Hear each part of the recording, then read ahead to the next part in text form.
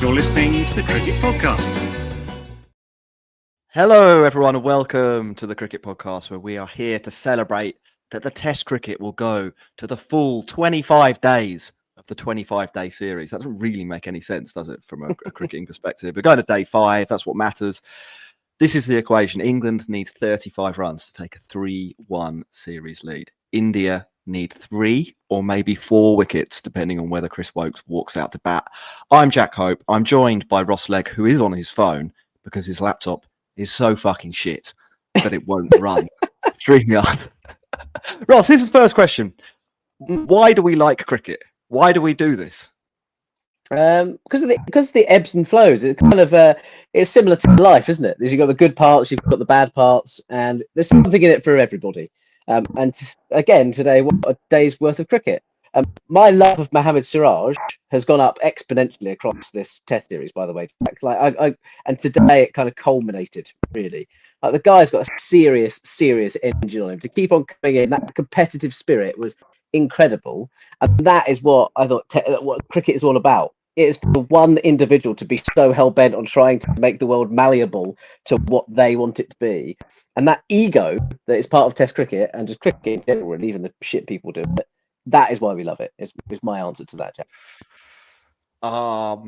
Here's what I think. I think that nobody who supports either of these two teams is enjoying this. Like, I think most people would rather it was just over tonight, one way or the other, and they could get on with their lives. Let alone the guys who actually have to go out and bat or bowl tomorrow. I mean, like, you just talked about Siraj. He's bowled 26 overs today. He must be absolutely shattered. Krishna 22 overs, Akashdeep 20 overs. I mean, they're bowling a third of the overs each. It's an unbelievable effort. But then you've got to physically and mentally motivate yourself to go back out when, like, both teams will probably have felt like they were on the cusp of victory. Like, when it got dark near the end there, 35 runs looked like it might as well be 350 runs. Like, it just looked so far away for England at that point in time. 10 overs before that, they needed 80, and that might as well have been 8 runs. Like, it just swung so wildly when the sort of cloud came in and the conditions changed, and India built themselves back up after tea for that last go, that last push. Yeah, I mean, it was a spectacle. Before we get going, just a reminder to people to click like and subscribe on whichever platform they are listening or watching on. Apologies again about Ross's audio. I mean, like, you can hear him, but he's on a phone, so what are you going to do about that? If you join our Patreon, patreon.com/the cricket pod, maybe he'll be able to afford a new laptop. It's a possibility that he can upgrade his equipment just enough to get there. Ross, we didn't do a pod the first 3 days of this test, so I'm just going to really briefly summarize that. India batted first. They got 224 runs. It was an erratic bowling display from everyone in the England team, apart from Gus Atkinson, who had looked, I think, in this test match like the biggest injury miss from either side. Like, I know we've got Stokes and Bumrah effectively out of this match, and Rishabh Pant's gone home. But I think it's probably fair to say that India didn't really have an answer to the bounce that he was getting in that first innings. I know it was a juicier pitch than we've seen. But Atkinson looked great. England, in response, set off with one of the most remarkable spells of batting you'll ever see. 92 for 1 after 12 overs. Duckett was scooping and flicking. Crawley was battering the ball all over the place. It looked like England were going to overhaul India by lunch at one point. Then Duckett's out, and things suddenly get really, really difficult after lunch. India come out, tails up, and we've seen this through this test. Like, we've seen a team look down and out, and then suddenly their bowlers, like the Undertaker, slam open the coffin lid. And I don't know what the Undertaker did after that, presumably beat someone up.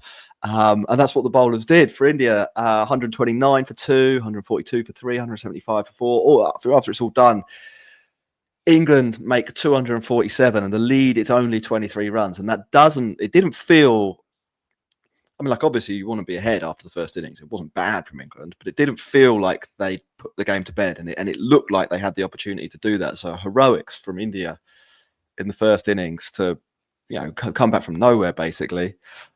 Then they bat and England drop. I think that's the best way of summarising the third innings. Century for Jaiswal. It's a match-changing century, but England will look at the 118 runs he scored and the chances that he gave. I think particularly that Dawson one, who we were talking up as a great fielder, as runs that they shouldn't need to get. England should be celebrating right now. I don't know if they'll be thinking that. They're probably less backward oriented than us on the podcast. They're probably not thinking about the drops at all. But from our perspective, those drops look crucial at this point in time. 396 all out. It's a tough test for England. 374 is it to win? Highest ever chase at the Oval. One of the highest chases in England. That's all they do, isn't it, though, England, in fourth innings? They chase. And it looked like they were going to get there easily. It looked like this was going to be a sort of 3 to 5 wicket win. The other way around, a 5 to 7 wicket win when Root and Brook were together. They prized the door open, India. Krishna, after being, there's no other word for it, absolute trash for most of the day. Absolute trash. He picks up Root, he picks up Bethel. Smith and Overton are at the crease. Neither of them look like they want to be at the crease. It's game on. So let's start with the end in mind. Who's going to win this test match? I think England will win because I think it will get easier to bat tomorrow morning. I think that it was difficult this evening. It was dark. There's lots of clouds over London, and I think the rain kind of came down a little bit, just made things a little bit spicier. When Brook and Root were together, it was so serene. The ball was going absolutely everywhere, and then all of a sudden, Brook's bat goes high into the sky, and so did the ball to Siraj, and it's just completely turned it on its head. So I'm sitting here in an Indian shirt because I'm playing to the audience, but England will win this test match. I think will definitely bat well if he's needed. Well, I will do the case for India then. I think we've seen in this test match that the conditions, the overhead conditions, make just a colossal difference to how easy or otherwise it is to bat. Tomorrow morning, there's going to be rain about. The clouds are going to be in. We're probably going to see something similar to the conditions we saw after tea today, when England really struggled. Like I said, those 35 runs, they look like a lot of runs right now. Jamie Overton, did Dave Warner say Root needs to take a surfboard off his front leg? What's a bigger item than a surfboard? Because that's what Jamie Overton has on his front leg. He's such an LBW candidate. You can't see him surviving. He was nearly out. Did he hit that bump ball? Yeah. Oh no, I think a bump with that was ridiculous. I thought it shouldn't have taken that long. But England did the last runs they've scored have all been leg buys. They just decided we can't get the bat on it. It is madness. It's absolutely madness. Let's kick our way to victory. I think basically this is my call on it. I think the game comes down to Jamie Smith. Like if they don't get him out, England win. If Jamie Smith is out, India win. I think it's as simple as that. Now, it depends how talented, basically, you think that Jamie Smith is. Is he talented enough to get 20 runs, starting fresh, on a day 5 wicket, with India knowing, really, that they only have to bowl 3 overs each, 4 overs each? Is he up to that task? New ball coming. Is that his home ground? Is he England's second top run scorer? He's having a good series. This is sort of This is a question about stones, though, isn't it? Really, Ross. Like this isn't a question about has he got the minerals. Yeah.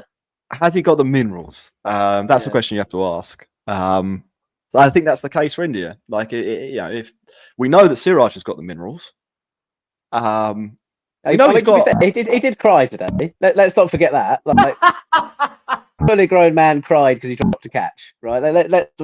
Or stood on the boundary. So let's not forget that. I did forget that. He cried most of the afternoon, but he used it. Like you can let emotions control you, or you can use your emotions. And Siraj, I think, is a man who does know how to use his emotion. Yeah, and anger is so close to kind of upset, isn't it? In terms of in your brain. So you can kind of know, but I mean, Siraj has been amazing. I've loved the theatre of it all as well, Jack. I know we kind of talk about theatre and be like, oh, sod off with theatre, whatever. But Akash Deep, like, what a pantomime villain! Like, literally, absolutely amazing. Hits the 50th night watchman. Is giving it the fucking large the entire Test match. Prashant Krishna, the biggest lottery bowler in the world, and he literally, as you say, goes from being trash to being amazing in a space of an over. It could not be a better India bowling lineup from a like spectator point of view. I'm so glad Bumrah isn't there because they're just like you've got these three complete nutcases just all trying to outdo each other. It's brilliant to watch. Brilliant. Here's a question for you. Can you try moving your phone closer to your mouth? Because I think your phone is struggling with the register of your voice. Yeah, that might let's see if that works. What about there you go. This is going to be much better. Yeah, as a lot of Lions has pointed out, you sound a little bit like a fairy who's just drunk 18 liters of Coke. You have. We're only getting the high parts of your voice with really? random low resonations, like you're belching. Oh wow! Okay, then. It's cracking. No, it's look, I'm there for it. It's an avant-garde style. That's what we're doing. It's James Noble in the chat. I'm crying now with this audio. Sounds like Ross is burping every 20 seconds. We'll try it closer. Let's see what happens. Oh, right. This is a really difficult podcast to do, actually. Like, I spent most of the day. If you were watching today and you were supporting England, you spent most of the day in absolute bliss because Root and Brook were bashing the ball everywhere. It looked like they'd never be out. It looked like it was going to be an easy win. And then you've ended up in this scenario where you've just got like it's like a 4-foot putt to win the Masters, basically, isn't it, tomorrow for England? Like, they should do this. Like, the green that you should be taking, you know, this is green jacket time. Like, there should be no reason you can't get 35 runs with Jamie Smith and Overton, maybe Wokes. Tongue. Who's the other guy? Gus Atkinson. Gus Atkinson's got a Test century. Like, this should not be. This should not be difficult. The bowlers have bowled so much; they're exhausted. They're not even really that good. They're kind of fine, aren't they? Like you described, like you don't really know what's going to happen. They're kind of maniacs. They're trying their best. They're coming up with plans. They're not all good plans. You need basically one over if you're England. One over that goes for 10, and suddenly you're laughing. Like you're away. But the implication or the repercussions of failure on how you will be perceived are such that, like, that 4-foot putt to win the Masters, it looks a really long way away. It also means, from like our perspective, well, I was basically expecting to come on this podcast and be like, well, how the fuck have India done that? Like, they played so badly for most of the day. Like, no plans. Like, their plan for Joe Root, Ross. I mean, this was incredible. The guy actually said it out loud. Their plan for Joe Root was, we're going to try and make him angry. It's like the guy's got the second most Test runs ever. And your bowling plan, your actual bowling plan, is because you can try and make him a little bit angry. Like, that cannot be. That's not serious cricket. That cannot be your approach. I mean, it worked pretty well, didn't it? If we're honest, he got 105. So, spot on. But, like, you know what I mean? Like, it's just so dumb. Prashant Krishna, at one point, his figures were 109 for 1 off 20 overs. Like, you're having an all-time shocking day. You're going to let England chase 350 in the 4th innings for the 3rd time in 6 Test matches against you.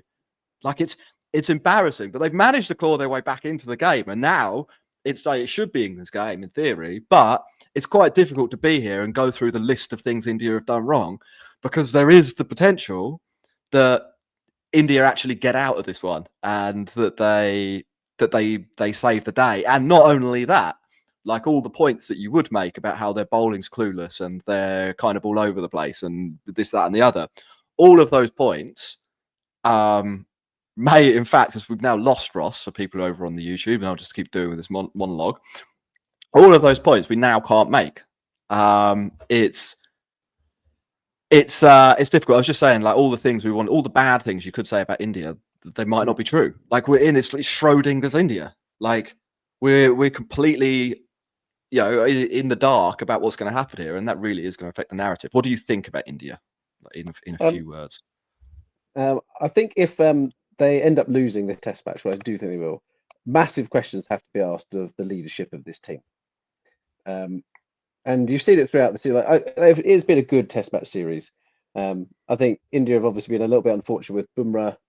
They've obviously they're in a period of transition, etc., etc.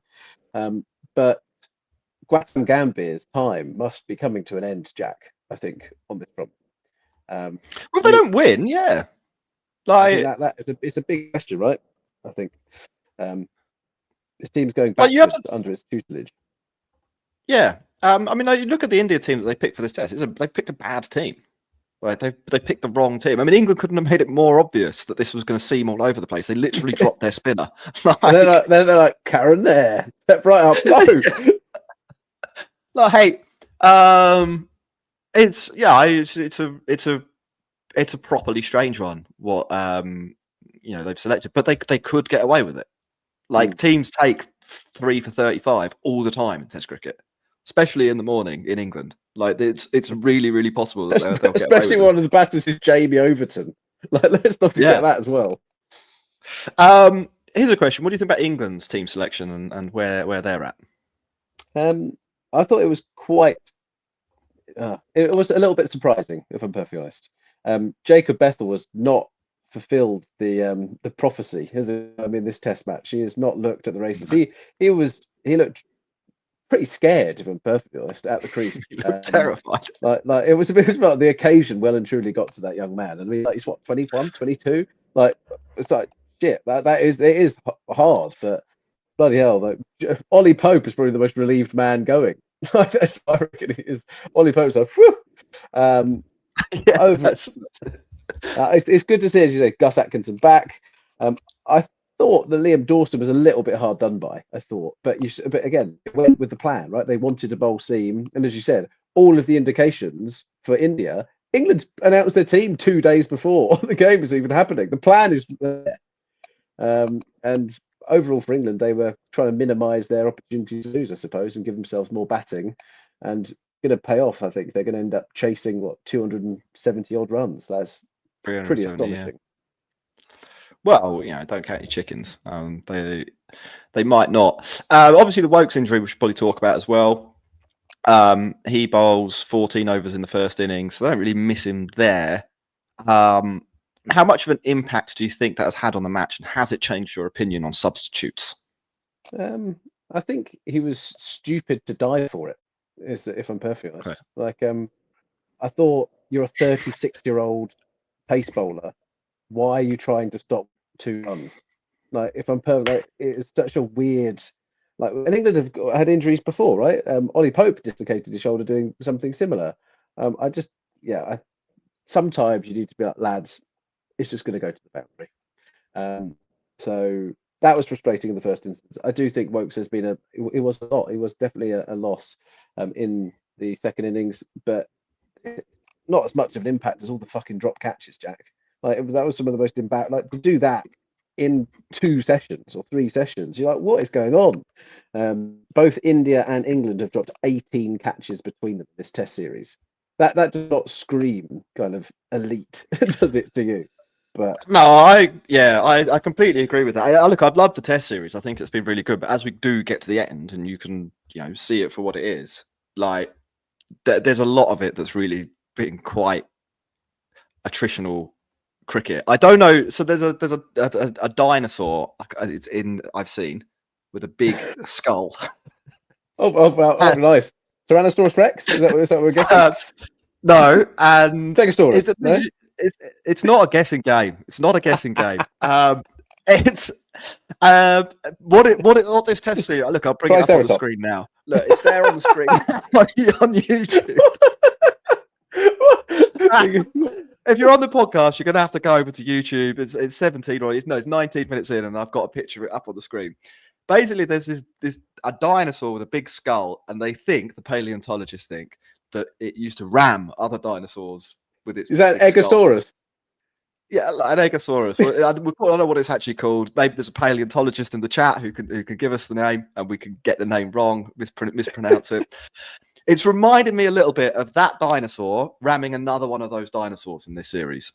Like, right. Is it good? Like, is what we're watching good? I'm not sure. Is it captivating? Absolutely. Like, it's bruising. Like, they're giving it everything. They're really using their thick skulls to smash into each other. there hasn't been a lot of finesse, I would say. Like it's basically been like brute force v brute force. You can argue there's a little bit of finesse with sort of Joe Root in there, and we've had moments from Bumrah and Stokes with the ball. But like the guy who I will remember from this series is like Siraj bowling endless overs, and I don't think anyone I don't think even Mohammad Siraj is going to come out and tell you that he's one of the world's most skillful bowlers. What he is like a guy with an absolutely massive engine who will try and try and try and try until eventually he wears you down, or eventually he gets things to sort of start going in his direction. Like that's his game. He's one of those guys. And I think, if we were looking at this series and I was going to give out a player of the series now, I probably would say Siraj. Like I think the effort he has put in is just stunning over the 5 days. But equally, I'm not sure it's always been good. Like the guy averages 36. He's been battered a couple of times. Like he has, as good as he has been and as good as he was this morning, he was pretty terrible after lunch. And like he's going to be one of the reasons that India lose if they lose 95. He's going 5 and over, right? So. Yeah, like we're 4 and over. I mean, he's been probably the pick of the India bowlers, but it's not. I'm going to remember it for him crying and coming back from crying. Like if I cried on TV, you'd probably never see me again. To be honest. Like that would be it. What caused him to cry was also quite funny, right? Because he'd been off the pitch, he literally came on, takes the catch, and there's a picture of KL Rahul celebrating, and it's Siraj stepping on the boundary rope behind, and literally it's like a Renaissance painting. You've literally got this anguish across the face of the Indians, and the English fans are just like, some guys like literally double waving in his face. Double waving. That's not even a thing. Like the guy is trying so hard not to put his middle finger up and tell Siraj to do one.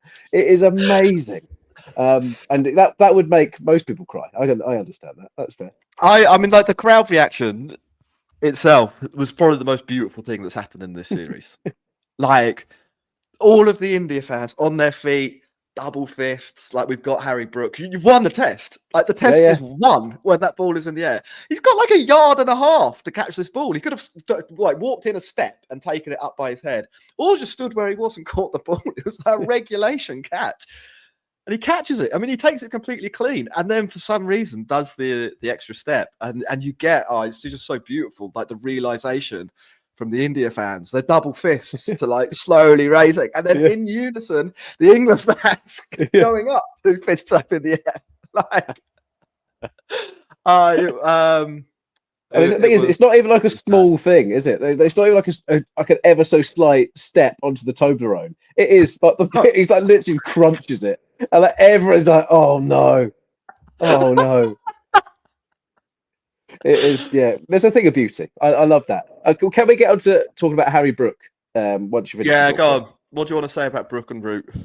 Jonathan Agnew, what a wanker. That's what you can't keep doing this. You're going to start a war with the BBC that we cannot win.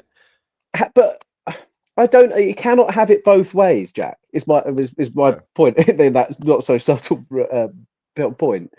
He sits there and praises this England team for them being amazing and being able to score all these runs, and no England team's ever chased this down, blah blah blah, what's going to happen? And then Root gets out playing that shot. He's taken Akashdeep for 8 runs already, or 10 runs already off the over, and he's just like, he smells blood, and he's like, do you know what, if I can get another 10 runs here, this game is done and dusted. And then his bat goes flying in the air, and Jonathan Agnew immediately is going, oh how reckless, awful. And you're just a bit like, the guy has just won England the game. The guy took it from a chance where India were big favourites. Brook comes out and it is a completely different bit. He hit like a 40-ball half century and like a runner ball century. Like this game is not won or lost because Harry Brook got out there. Like the game is so much in England's favour because of that part. And to have the lead BBC kind of pundit turn around and say, "Oh, if England lose, this is Harry Brook's fault." To give over, like you're a professional pundit, like that. It wasn't good enough as far as I'm concerned. It was a complete misreading of the game. And then you compare that to Nasser Hussain when it was the rain break at tea, and he was just talking about this game is only in the balance because of Harry Brook's efforts to kind of get there. And it was such a juxtaposition that I'm a bit just like, how can you still be sitting there going, "Oh, I really love Bazball, but I also hate it at the same time," and I just that frustrates me to the core. So yeah, you're right. I shouldn't have called it wank. I do apologise for that, but I just think it's a dereliction. I think it's a dereliction of duty as the lead pundit for BBC. I kind of agree with the point. I guess it's out of frustration. I mean, like, I don't think TMS is, for people who are abroad, is the BBC radio broadcast, is quite partisan, I would say. Like, most of the commentators are openly supporting England. I think Nasser Hussain is supporting England as well, right? But he's not openly supporting England. Like, he doesn't talk about the game purely through the lens of what is happening to England or what England players are doing. I think you're right. I think firstly, probably Brook's greatest ever innings, and that, regardless of the outcome of this match, to basically completely neuter the India team when they were on the point of victory, score in an afternoon enough runs to, even now, almost take the new ball completely out of the equation. He buried India. Like, when he came in, I was looking at the betting market, stuff like that. I think India were about a 75% favourite to win the game. When he was out, England were a 90% favourite to win the game. And that's basically Brook. I know Root is scoring runs at the other end, and Root's obviously great. And gets his own extremely competent century as well. But the speed at which Brook was able to wrestle that game back into England's favour is astonishing. And whichever way this game goes, like, yeah, you're right. Like, he's played the knock of the game, one of the knocks of the series, maybe the knock of his life. Like, I was going to say, it's probably one of the best innings he's ever going to have. And that's what I do feel bad about using the wanker term. So sorry about that. I do. I think it's a thing that England fans do in general struggle with. Like, they like all the good bits and then find it really frustrating when someone is out, basically doing what they were doing a ball before. Or it's the same thing like when people got annoyed at Kevin Peterson. Like, Kevin Peterson completely changed what was happening, and people just like, "Oh my god, he's out slog sweeping." Just like, he's just slog swept Shane Warne and Glenn McGrath, for goodness sake, and they were angry about it. It doesn't compute in my head. But anyway, Brook's innings was amazing. Joe Root's was just a classical bit. It was amazing, wasn't it? He is 39th Test century. Incredible, absolutely incredible. Yeah, I think the only shame for both of them is that probably one of them deserved to be not out. Like, if there's no justice in sport, right? But in that scenario, to have done all the hard work basically, and now you've got to hope that Jamie Overton has a decent day out tomorrow. Like, that is unfair on Root and Brook. It's if you're an India fan, you're saying, like, well, no, India have earned their chance by getting them out, and that is absolutely true. But from I think from a moral perspective, let's bring morals into this. Root or Brook deserve to be not out with England winning because of their partnership this afternoon. But that's not. That's not how the game goes. Not how it goes. I think Jamie Overton should come out and just have a swing. Like, we've seen he can do it in the white ball stuff. I'm not so convinced he's got the batting game to see out in red ball stuff against Akashdeep and Siraj. I think he's better off going on the charge. Yeah, I mean, if we talk about tomorrow morning, before we wrap up, and if anyone's got any questions, stick them in the chat, and we may maybe have time to pick up a couple of them. I think that probably is England's best bet. Like, scoring at 1 and over because you feel like that's what you should be doing. Like, you feel like you feel like you should be protecting your wicket. I don't think really suits many of these players. If look at what Brook and Root did, basically. Maybe don't look at Root because he's a freak. Look at what Brook did. Like, and basically know that you only need to do what Brook did for 12 balls and you'll win the match. Like, if you can get 13 runs, if you're Jamie Overton, you face 12 balls in the morning, you get 13 runs, and then you're out bowled, you probably won the game. Good innings. So it was a great innings. But Jamie, you're on the plane to Australia. If you do that innings, you're on the plane. That's what they need, or or if one of them gets 25 off 20 balls, or 25 off 30 balls, you don't have to slog everything. Then it's curtains. Like the game is done.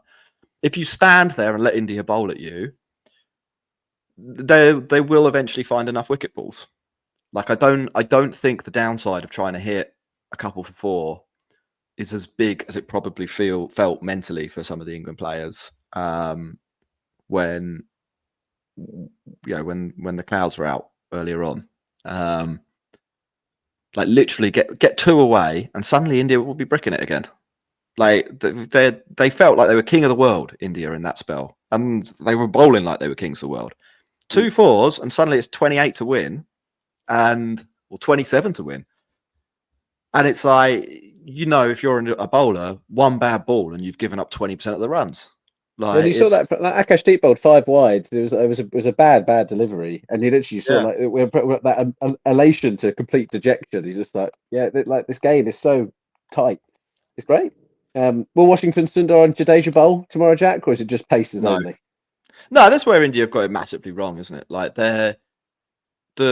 Washington's had a good series. Jadeja's been basically useless with the ball the entire series. And I think it's a stretch on this pitch to believe that Washington and Jadeja could between them make up a fourth bowler. And so what's happened with India is it's like they've had an injury. Like their bowling lineup is basically the same as England's, and England have lost a frontline bowler to a dislocated shoulder. Like India literally picked the team that has selected them into that situation. Now they might get away with it because of some drops yesterday by England, and because Siraj is like apparently Iron Man, but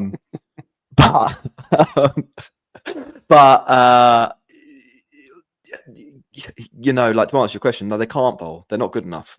Like if either of them bowl, it will be 5 to 10 free runs for England.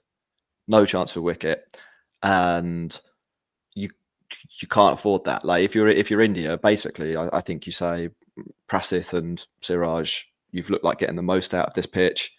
Try and hit a line and length. Hope someone nicks off early, get in the new guy's face, and hope for the best. The stretch. When did they send in Wokes? It is an interesting one, because should you send him in next and just see what happens? Because if he gets like a streaky 4 or something like that, it helps the situation. Or is it a case of just hoping that he comes at the end for a couple of balls? I don't know. It's a tough one. What I want to know is he going to come out in the sling? I was wondering this. One hand on the bat, one arm in the sling. Well, he's right-handed, so he needs his left hand. Like that's his top hand. That's the main hand. Yeah. Are you allowed to strap him up? Like, is that allowed? I don't know. I'm genuinely fascinated. Half gaffer tape. Like, I don't know what's going to be the situation. I mean, I obviously don't want to see it, but I kind of do want to see it. Like 5 to win, Chris Wokes comes out. I mean, Chris Wokes might never play for England again. Like that's the injury, from all accounts, is severe enough that's a possibility. He's 36. He's not going to go to the Ashes. That's confirmed. Will England use him next summer? Maybe he'll be around the squad. Maybe it probably depends on how he comes back from the injury. That might be it. Like, but what a hell of a way to sign off if you hit the winning runs with one arm. Imagine it's like the perfect cover drive. He's just been like, do you know what? It wasn't even dislocated. It's like a WWE. You're just like, bang. You just like, see you later. I don't think that will happen. But no. Do they take the new ball or not? A lot of lives asked. I would say I wouldn't take it straight away. I don't think. I think the ball is doing enough. I would see what it's doing, and I think it is more challenging to score off of the softer ball as well. So I think they will see what it's doing in the morning. Well, they're going to have 3.4 overs with the old ball, so they should get an idea. If I were India, I would 100% take it. The highest chance of 3 wickets falling really fast is with a new ball and snicks, basically. I think. That's fair. I don't like I understand why you maybe want to go with the old ball, but that will just get worse and worse. And like I think Because you it have was to take the moving risk. plenty, like, and that was it. Like Yeah. in this, it was moving a fair amount, both when England were bowling and when India were bowling. So yeah, it's been great. But yeah, I Someone think has they're put it. probably. Sorry, go on. Yeah, I was going to say there's a conspiracy theory. Tam May in the chat. ECP have schemed. I think this might be a joke, but I like this. I like the thinking. Have schemed to get the game to the 5th day so that England can use the heavy roller in the morning. We haven't even thought about the heavy roller. Heavy roller, flatten it out. Jeez. 5 overs, 7 and over. Bang, bish bash Heavy bosh. heavy roller gate. Oh, that is roller gating. You know, that is quite a possibility, Tande. Yeah, quite a possibility. And ECB have the weather machine, don't they, Jack? That's the thing that they have in the locker. Yes. Yeah. Typically they just deploy that out of Big Ben, and they've just kind of got all the clouds up and the rain. That you're right. Yeah.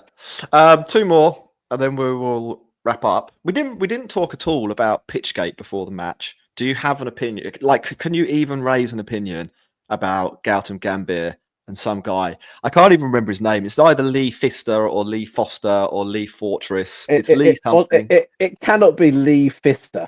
That's a porno name. You can't be bringing that into this. There's children listening. Lee Fister. Lee Fortis. I'm not a million miles away. You swapped the O and the I. You are 8,000 miles away from Lee Fister. Are you taking the piss? Lee Fister. I genuinely normally I'm erring on the side of anyone else other than Gautam Gambhir, because of all the evidence that we've kind of seen across the last 20 years.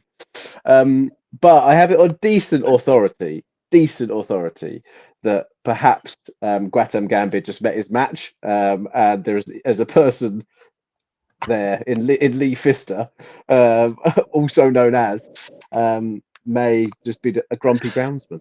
Like groundsmen are like typically, if you were to do a stereotypical groundsman, it attracts cricket attracts a certain ego and a certain person. Being a groundsman, I think, also attracts a certain person. Like, you've got to hate the world if you just want to sit on a lawnmower all the time, and that's fine. Like, they do a great job. They've made I think a good cricket wicket here. This is fantastic to watch. But I wouldn't worry too much about the personality of a groundsman, nor Gautam Gambhir having a problem with him. Like, I'd be surprised if Gautam Gambhir has a problem with nearly everybody he meets. So, yeah. Final question: if England win tomorrow, who will Ashwin's dad blame? Oh, who's to blame? Here's a better question, Jack. How do you think both teams will take losing tomorrow? So, if India lose, how are their players going to react? If England lose, because there's been a lot of needle in this. Do you think it's going to be gentlemen's round, doing that kind of stuff? Is there going to be no handshakes? Is there going to be some more drama that we're not yet sure of? I think that's a better question that Stephen should ask. So I don't think England care. Well, obviously they care. No, sorry. This is what I mean. I think India care a lot more.